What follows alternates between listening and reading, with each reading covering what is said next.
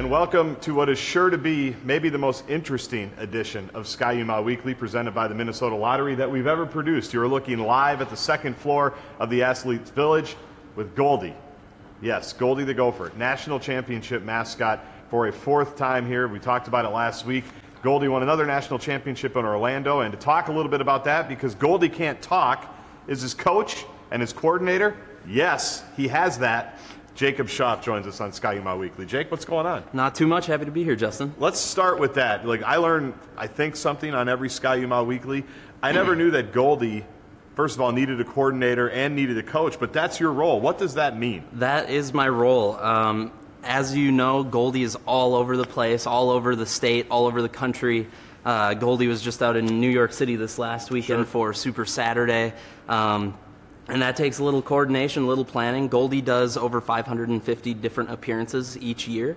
That includes athletic events, birthday parties, weddings, retirements, you name it, Goldy's been there, and that takes someone to do that, and I'm lucky enough to have that gig. So take us specifically through this week, for example. What's Goldy doing this week that people might not know about? This week, well, my memory's a little fresh about what happened this last weekend. So this last weekend, not only was Goldy in New York City doing basketball and hockey, Goldy was at wrestling, Goldy was at gymnastics, Goldy was at a hi, Goldy. Goldy was at a community skating event in Roseville, doing a Cub Foods appearance for our partner at Cub Foods. So that's just one weekend in the life of this Gopher. He's a pretty busy guy. You ever sleep, Goldy? You ever get any sleep? He got a solid 40 minutes last night. A little bit Full of sleep? 40, yeah. Well, he is nonverbal, so I'm curious the challenges as a coach. When you obviously can speak, he really can't. How do you two communicate back and forth between each other? How do you know he gets the message?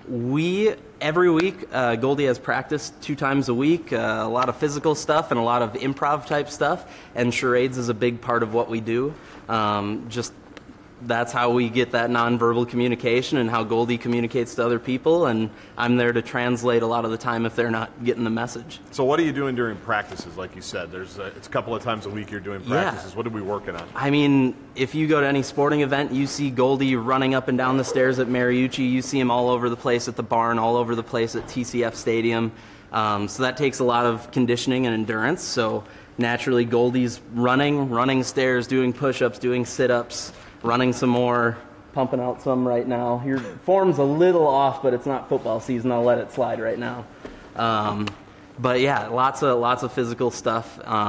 So got to keep that energy up. A couple of weeks ago, you go down to Nationals in Orlando. You come back with another national championship. What goes in? We're going to see some videos of that here in a little bit, but what goes into that whole process of getting down to Nationals and the things you have to prepare? Well, the Nationals process is really a year-round process. In November every year, we submit an entry video, which I think we're going to watch in just a sec, where it's kind of a highlight tape of Goldy's year. There's different categories of footage that need to be included, and you get rated on Goldy's performance in these different situations. And then there's about 25 to 30 video submissions. They take the top 10 down to Nationals, where you put on a performance there. And then your video, if you qualify for Nationals, your video counts as half of your overall score, and then your performance down there counts as the other half. We have time to take some Facebook questions if there are some for Jake or for Goldy. We'll do our best to get the message relayed to Goldy. But first, without further ado, let's give you a little sense of some of the videos that they sent down to Orlando.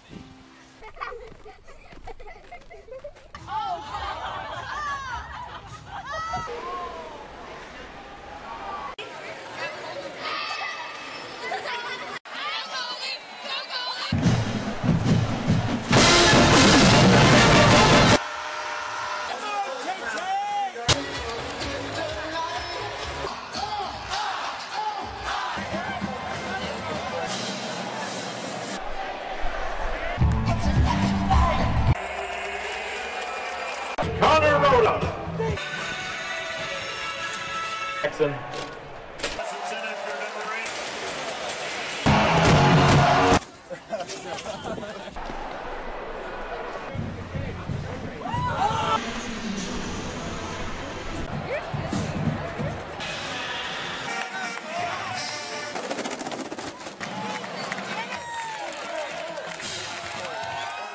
So on last week's episode of Ski-U-Mah Weekly, we talked with Sam and Christina, some of the cheer squad coaches, and they gave us a little bit of background on what goes into that video that we just watched. It's not like you just decided on Thursday to grab a phone and just start taping some stuff. That was like a year-round process. What went into all of that? Right. Well, like I said before, Goldy goes to over 550 different appearances throughout the year, so almost all the time we try and coordinate someone to follow Goldy with a camera. And then come November, we are sorting through hours and hours and hours of footage to find that best 2 minutes to boil down into the video that you just saw. And then we send it into our submission and cross our fingers, hope for the best. They also told us that in other mascots videos this year, it's clear that Goldy is sort of a marked man, that people are starting with all the national championships maybe to call you out a little bit or come at Goldy a little bit. How do we handle that whole thing? You know, we just do our thing and let others, if they want to take shots, that's all right. There's a few skits where mascots would attempt to spin their head, or there'd be a Wheel of Fortune joke and Goldy's head is in the middle of the wheel spinning, you know, little things like that, but that's all right. That just means we're getting their attention. It's better to be on top, is what you're saying. Right. Absolutely. Exactly. You know you're important there. Let's take a couple of Facebook questions because they have lined up. John wants to know what Goldy does for fun when he's not at an event. It seems like there's really no time when he's not at an event. So what does Goldy do in his downtime? There is not a lot of time between events for Goldy, not a lot of downtime. Goldy is a student, so there's a lot of classes and homework involved as well. But a day like today, with all the snow outside, you might see Goldy running around campus playing in the snow, dropping into some classes, saying hi to people. So yeah, he loves just bumming around campus and saying hi to everybody. With all the games, you know, he's obviously very prevalent. He's always doing some kind of bit or something. Mm-hmm. What's the process like from idea for something Goldy might be able to do at a game to when it's implemented at said game? It usually is a pretty quick turnaround, especially for football. Sometime during the fourth quarter, during a commercial break, you look down in the corner of the field where Goldy's perches, we'll typically be trying to do a little skit. If the other team mascot travels and they're interested in participating, they join in, and it's usually just something Goldy and I and Goldy's helpers plan out during practice every week. And yes, we've got an idea. Let's scrounge up some duct tape and cardboard and make some props and spray paint and make it happen. So how did you get involved, or how did you hear about being a coordinator or a coach for the mascot at your school? So back when I was a student at the U of M, I was one of Goldy's helpers, as we call them. And my freshman year, had season football and hockey tickets, and I went to every game, and I realized this guy's hilarious. How do I do that? And I did a little digging and tried out, and in classic fashion, the freshman weight gain had caught up to me a little bit. Sure. And after the first day of tryouts, I almost didn't come back because I thought there was no chance I would make it to day 2, and I ended up coming back, and the rest is history. Here I am. So I'm really lucky. I think I've got the best job on campus. So how long have you been doing this? I was one of Goldy's helpers for 3 years, and then this is my second year as Goldy's coach. Seems like it's going okay. It's going all right. We're doing well.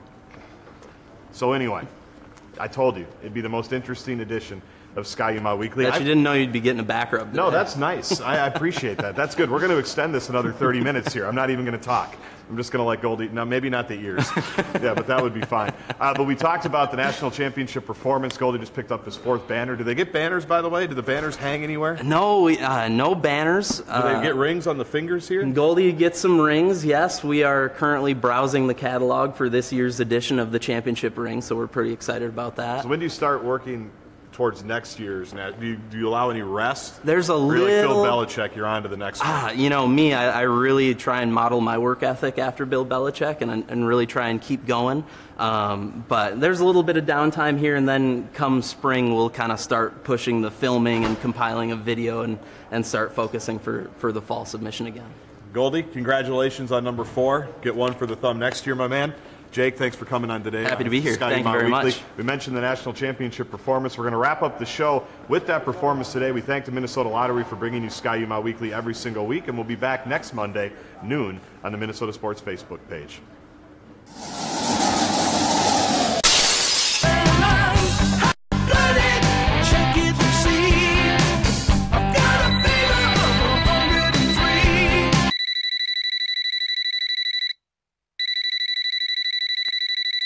Can you hear me now?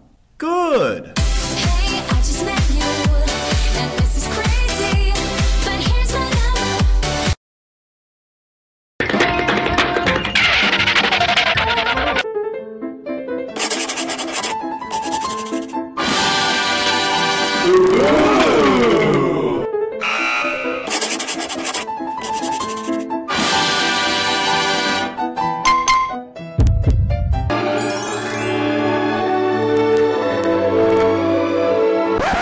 I like that boulder. That is a nice boulder.